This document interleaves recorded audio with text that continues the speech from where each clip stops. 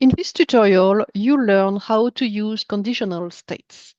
For this, we will use this states sandbox demo. So I install it, and once it is installed, I can open it,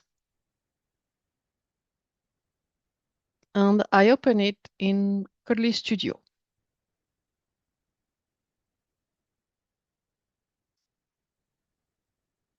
So let's preview the demo. And now I generate data to get started. I enter the demo now, and I go to the second page. So I will run this demo and explain at the same time what has been done with Qodly Studio. So there is a product list.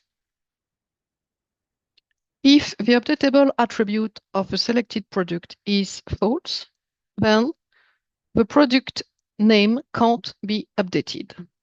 And if the updatable attribute of a selected product is true, then I can now update the product name.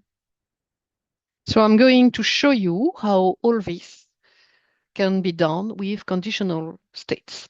So for this, I open the page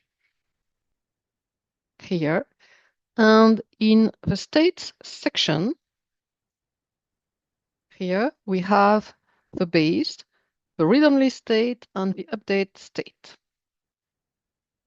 In the read-only state, the product name input is disabled thanks to this property, and the save button is hidden. Whereas on the update state, the product name input here is not disabled, and the save button is displayed.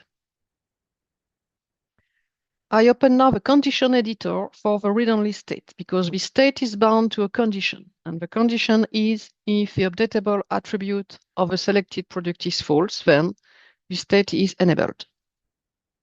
And now I open the condition editor for the update state. The state is also bound to a condition, and the condition if the updatable attribute of the selected product is true, the state is enabled.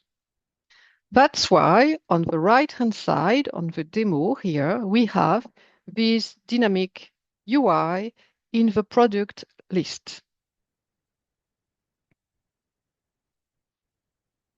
Of course, this example is very simple to help you discover conditional states, but rest assured that you can handle very complex business logic thanks to the states feature and thanks to the powerful condition editor.